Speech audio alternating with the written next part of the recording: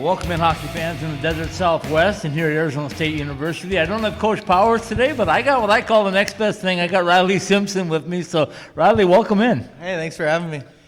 Okay, where do we start with you, right? We brought you on here. You came in as a player, and then unfortunately had to transition over to coaching. You've been a graduate assistant coach for a little while now, but let's talk about that. How's the coaching been this year? Yeah, it's been really great. I've loved it. Powers, Hicksey, and Fieldsy have welcomed me with open arms, and they've made it a lot easier for me too. So far, I'm loving every minute of it.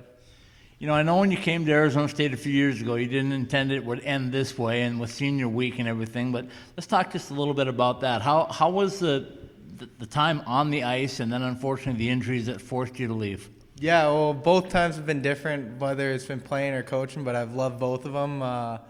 Playing, it was obviously great, and then I had my back surgery that I could no longer play. And Powers gave me the opportunity to stay with the team, be a part of it, and kind of transition into a coaching role. And all the players and all the coaches and staff have made it super easy on me that it seems like nothing's changed, and I've loved it. Yeah. So when we talk about Arizona State hockey, there's the big mantra, right? It's be the tradition, and you were part of that, building that tradition, still are building a tradition. But what does it mean when Coach Powers and the guys step up and go, hey, you suffered an injury, you can't play anymore, but we want you here? Yeah, it means a lot. Obviously, I was really complimented, and I was really excited that I didn't have to step away from the game completely. And now it's opened up a lot of new doors for me, and so far it's going great. Tell me about your role. What's your day-to-day role with this team right now? Well, in practice, especially when Eddie Lack doesn't show up, I got to be the goalie coach, and then other days I do the pre-scout films for them, clip it, and then during the games I'm sitting up top, and I kind of just, if I see something, I'll bring it up between periods. So yeah, just a little bit of everything. So you're on the other side of it now. Is it really a big difference from player to coach? Yes and no. Okay. For me, I'm still like friends with a lot of the players, so I was kind of transitioning this, and it's been different, but it's been great. Yeah. So we talk about Arizona State hockey, and you came in here and saw the downside, if you will, the startup side. You knew what it was like. You came here, you saw Oceanside, you saw it was a building program. Did you even think in your wildest dreams, and be honest with me on this one, did you ever think that this team would be facing the opportunity of a second straight national tournament? Honestly, I didn't think it would be that quickly. Yeah. And Powers has done a great job. All the players that have come through have done a great job, and couldn't be more excited for this program and what's ahead. You know, when I talked to Coach Powers about 4.5 years ago, he sat on his couch before you guys were an NCAA team, right? He'd just come off winning an ACHA championship, and I said, how are you going to build this team? And he said, well, my first year I'm going to be old, strong, and big. Yeah. I have to be. And then I'm going to transition. You've seen it from the inside. You guys have transitioned every year to become a little better, a little better. Yeah. I think this team might be the best one so far. Obviously, on the record, it's shown it. Yeah. But look ahead for me. What does next year, do you think, bring for this team? Yeah, the sky's the limit. I know we got some good young recruits coming in too, and the recruits we get are only going to keep getting better and better as this school grows and kind of becomes a powerhouse and drawing people's attention. So I think anything's the limit for this school.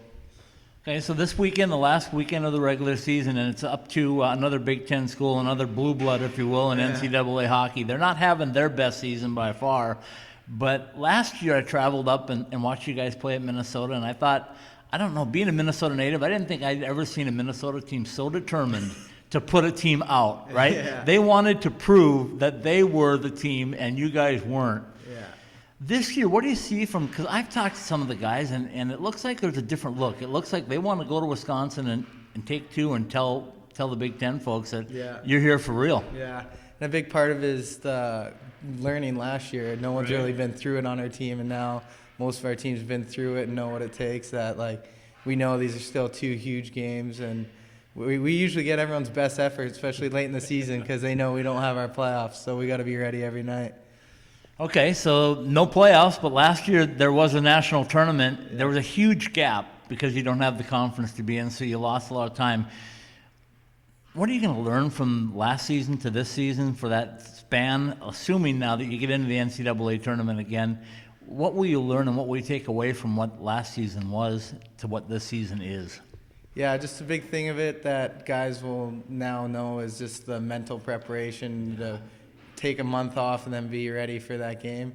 Leanne does a great job keeping everyone in shape, and then we run good practices here to try to make them game-like and high tempo so you don't lose that step. But I think last year will help us a lot when going through forward for this year.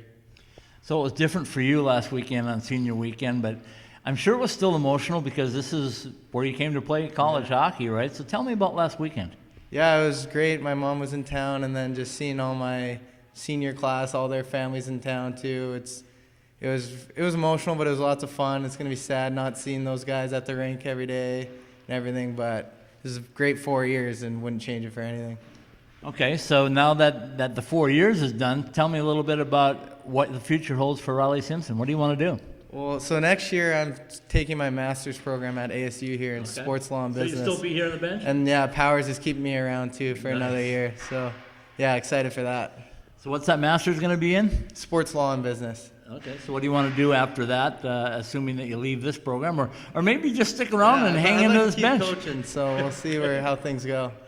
All right, let's wrap things up by talking a little bit about your first experience with ASU. Do you remember the recruiting process and your first trip down to Arizona State? And tell me what was going through your head then. Yeah, I was a late recruit, and I played with Tyler Bush and juniors and Dylan Holman, so they were both already Holman was already here and Bush was already coming here, and Holman said nothing but good things. And then once Powers called me, it was an easy decision. I came down in June with Bush, and as soon as we got here, we were never leaving.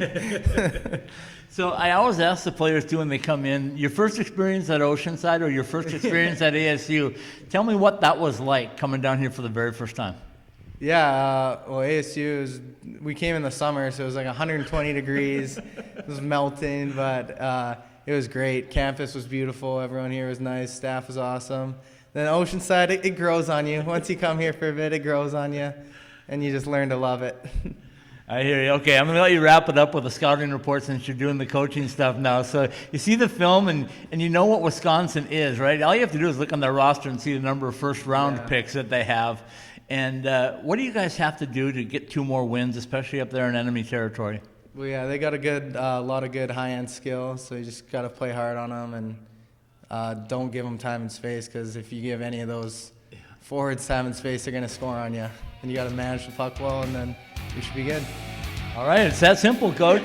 All right, folks, thanks Riley Simpson for stepping in for Coach Powers today. I know he's in another meeting. It seems like that's all he does now is go to meetings, but that means you're getting to be a powerhouse, right? Exactly. All right, thank you much for stepping in. All right, thank you. Appreciate it, man. Yeah, no.